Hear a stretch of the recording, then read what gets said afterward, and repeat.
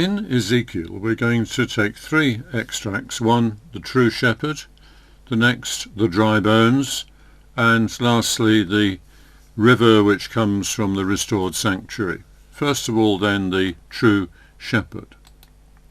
This takes us to chapter 34 of Ezekiel. Ezekiel was a strange fellow. He had a very visual imagination and a taste for the exotic, so his book is smattered with weird imagery. We're going to be looking at some of his mature work in this study, and we'll encounter that visual imagery and a little bit of his taste for the bizarre. Ezekiel lived in the exiled community in Babylon, and his mature work there was focused on what would become of the nation in the future. He prophesied the restoration of Jerusalem, with special mention of the restoration of the temple. He was from a priestly family, so he naturally put the temple high on his priorities. But we're going to start in chapter 34, if you'd like to read the first 6 verses. In verse 2, he hears himself addressed as Son of Man.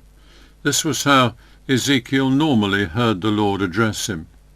It's a turn of phrase with little more content than "Hey you." It's got nothing to do with Jesus referring to himself as the Son of Man. We'll track that one down when we do Daniel. Shepherds that was an established form to refer to the nation's leaders as shepherds, with the people obviously as their sheep. In verses 2 and 3, Ezekiel is trotting down established roads of prophecy, saying that the leaders have been self-seeking and have not been doing their duty towards the people who depend on them. Verse 4, they could have used their position in an outgoing way to support the weak or to shepherd strays back into the flock, but they've done none of that. They've used the people as a means to the leader's own satisfaction. Absolutely disgraceful. If you want a positive picture of the alternative, take yourself to Mark chapter 10, verses 42 to 45, which I'm sure you'll recognise when you get there. But stay with Ezekiel for here.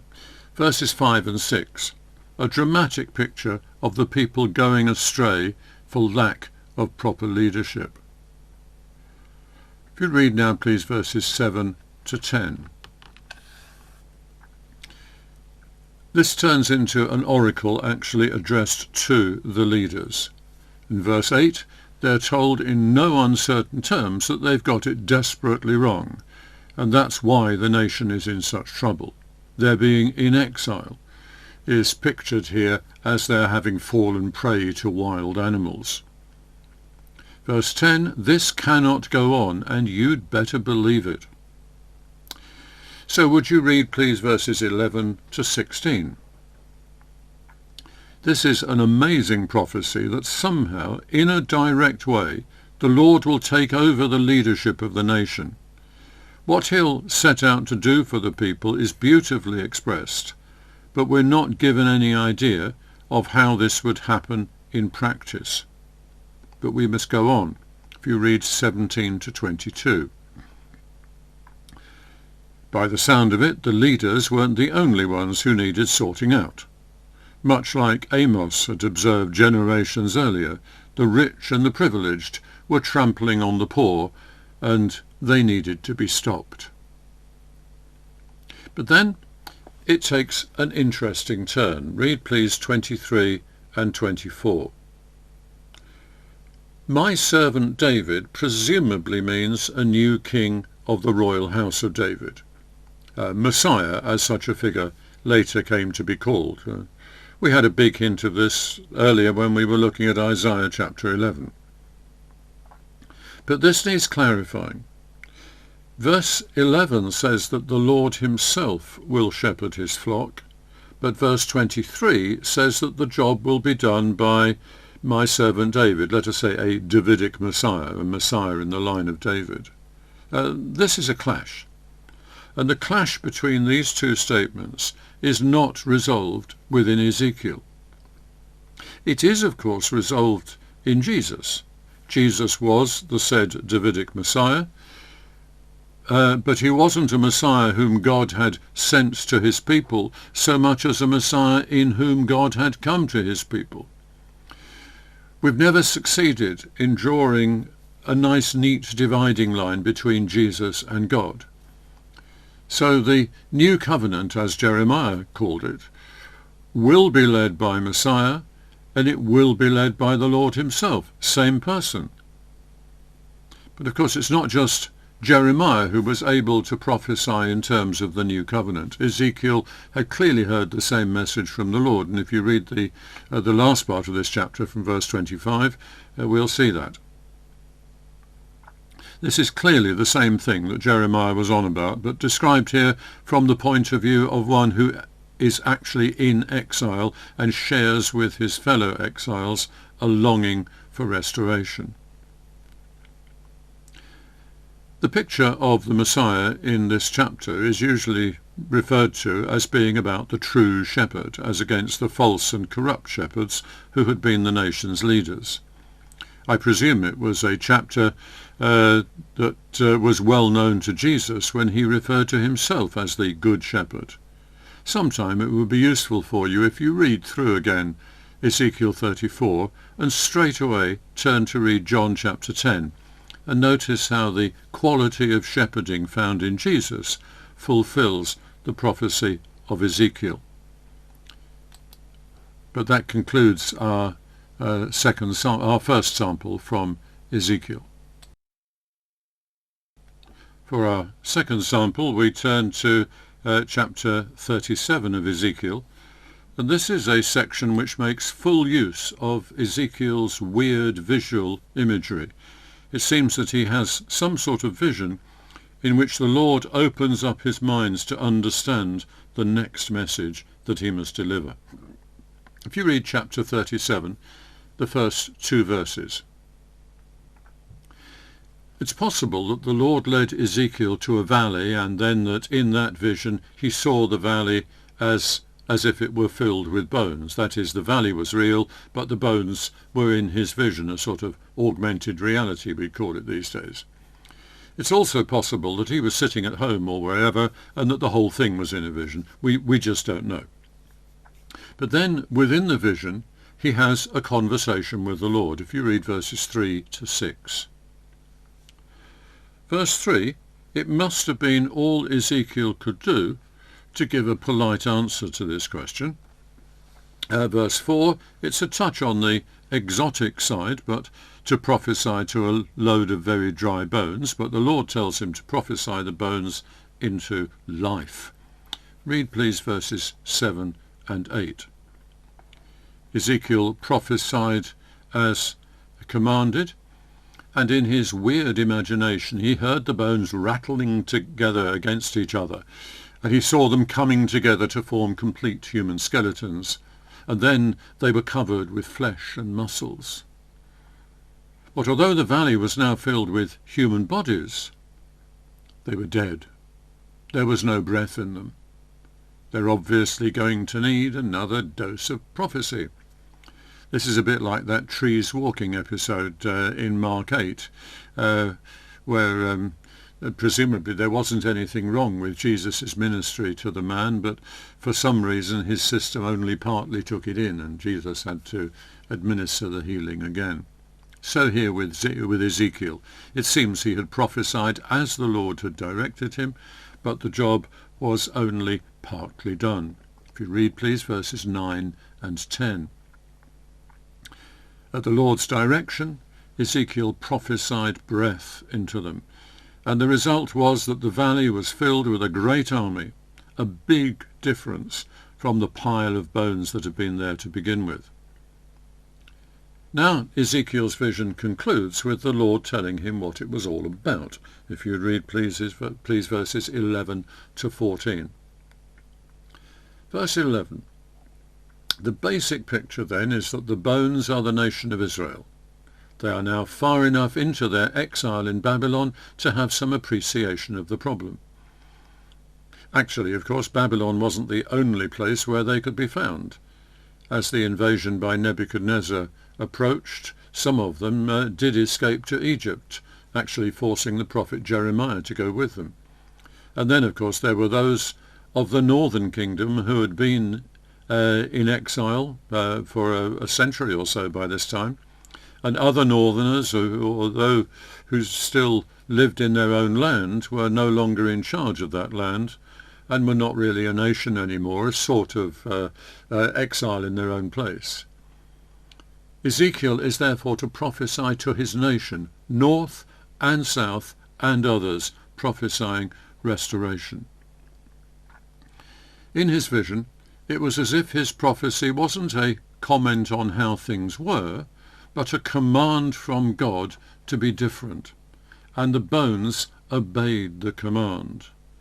Remember that section in the middle of Isaiah 55 on the effectiveness of the Lord's word in accomplishing what it was sent to do. So Ezekiel, in delivering the prophecy to which this vision gives birth, would doubtless have felt that by prophesying he was actually hastening the restoration of which he spoke. Verse 13. Once the people have been brought back to Jerusalem, once they have experienced the hand of God doing what had been prophesied, they will have had a direct experience of the power of God, matched only by the experience of their ancestors whom the Lord led out of Egypt. There is a second Exodus kind of experience they will have, and that should refocus them as the nation made how they now are by the power and the glory of their God.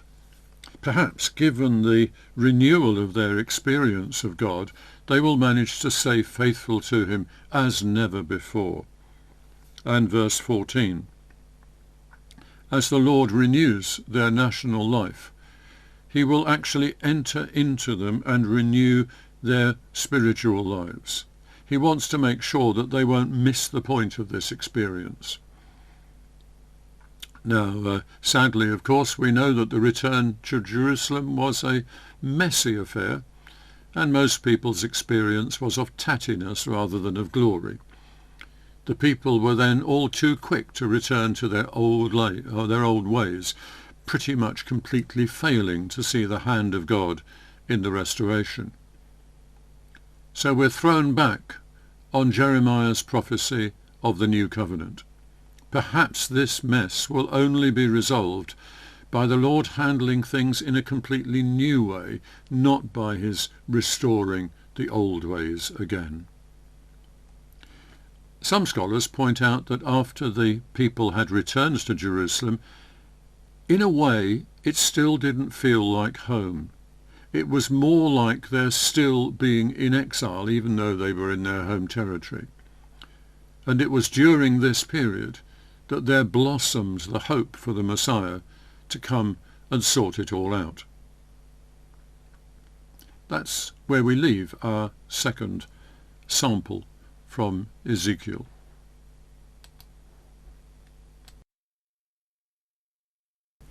For our third sample from Ezekiel, we go from chapter 37 to chapter 47.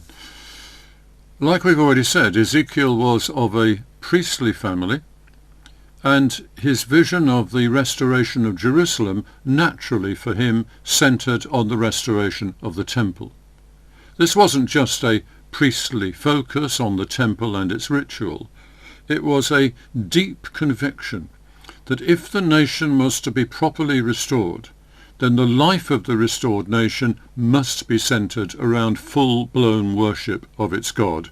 The nation could not be what it should be without the temple being restored and being used in the way that it ought to be used.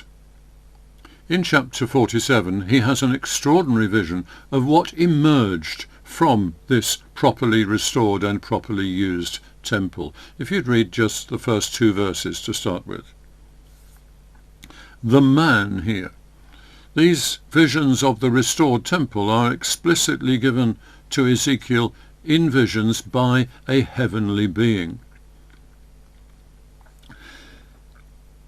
Considering that the temple was built on the top of a high hill in an inconveniently dry country, thinking of a source of water within the sanctuary itself was physically very odd indeed. Water was present in the city, but only in low-lying pools like Siloam. Verse 2. It's as if Ezekiel is allowed to have a good look around to assure himself of the reality of this extraordinary sight. If you read, please, verses 3 to 6. For all his weirdness, Ezekiel was a theologian of a very precise turn of mind. So he doesn't just say that the water got deeper the further it flowed. He's taken through a careful piece of surveying, inspecting the water at 1,000 cubic intervals, discovering that it was first ankle deep, then knee deep, then waist deep, then too deep to stand in. It's likely that Ezekiel and most of his nation were non-swimmers, so a river in which he couldn't stand was, as he said, a river that no one could cross. Again, a part of our reaction to this account is to say it's physically absurd.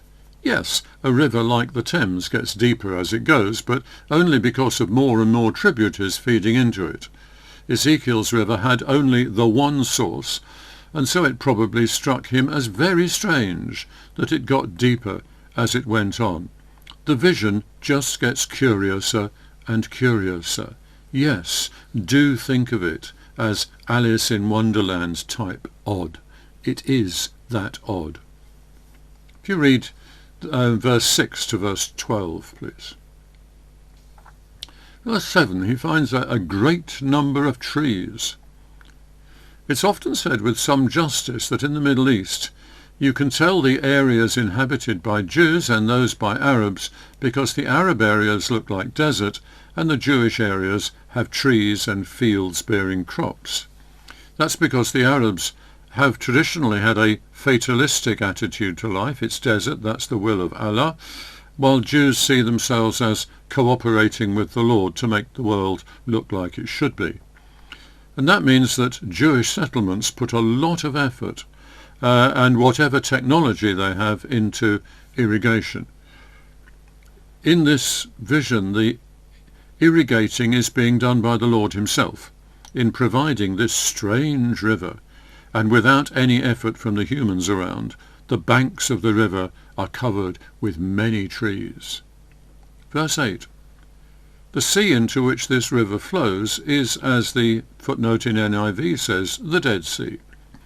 You might recall the mechanism by which the Dead Sea was dead. Water flowed into it from the River Jordan, and there was no outflow. It's some way below sea level anyway, so there wouldn't be anywhere to go from there if there was an outflow. So water is constantly lost from the Dead Sea by evaporation, and therefore the concentration of mineral salts in the water just keeps going up and up. Freshwater fish obviously can't live there, and neither can those who live in the ordinary saltwater seas, so the sea is just about dead. Ezekiel's vision sees a river far larger than the River Jordan flowing into this sea and so dramatically reducing its salt concentration that it's teeming with life and it gives rise to a thriving fishing industry. Verse 11. But don't worry, the local source of salt will still be there in the salt marshes bordering the sea.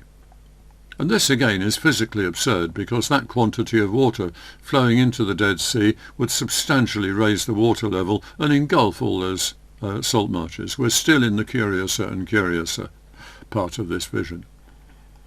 Verse 12. Ezekiel's attention returns to the banks of the river, where he now observes that the many trees here include fruit trees.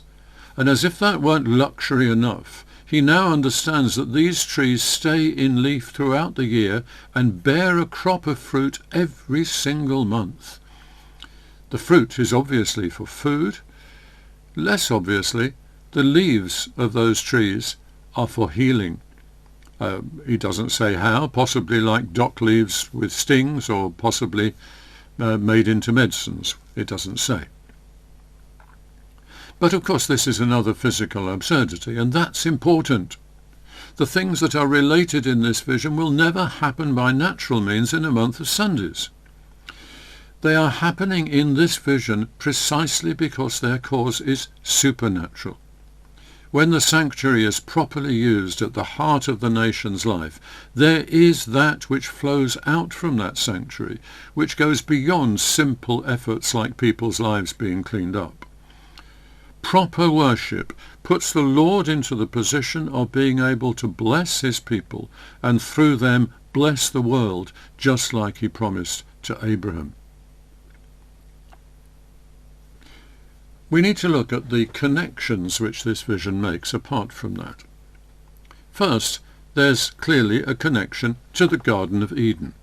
Genesis chapter 2 has a river rising in the Garden of Eden, out of which are formed 4 great rivers, including the Tigris and the Euphrates. Yes, we can notice that this is as physically silly as Ezekiel's vision, but that's not the point of it. The point is that in this dry land, where water is at a premium, the vision of paradise naturally includes an abundant source of fresh water. And people listening to Ezekiel's account would most certainly find that it rang bells for them along the lines of a return to paradise. So how do you return to paradise? By worshipping the Lord properly, says Ezekiel. The other connection that it most obviously makes for them is with Psalm 46. I can't find any reference as to when Psalm 46 was written, but it would seem likely that it was before the exile, and that would mean that a vision of an amazing river in Jerusalem would by Ezekiel's time be an established motif because of that psalm, and that Ezekiel took up that motif and made a lot more of it. Ezekiel then had that done to him in turn by John on the Isle of Patmos, who took up the vision in the book of Revelation. If you read the first 2 verses of Revelation 22, John makes a lot of that vision. It's obviously a very powerful image of the life which comes into the world when the Lord's people pay proper attention to him. Well, Ezekiel has seen this vision. He tells us about what he's seen. Sure, it's in Alice in Wonderland terms, each stage becoming curiouser and curiouser. But that just serves to tell us not to take it literally. But we should still take it like some sort of parable. And as it raises imagery of paradise and beyond, we may not know precisely what physical conditions it's promising, but we know they're good and we know that we want them. How do we have them? By worshipping the Lord properly and making sure that that sort of worship is fully at the heart of our community. Well, thank you, Ezekiel, for sharing that with us, and it's at that point that we leave this study of Ezekiel.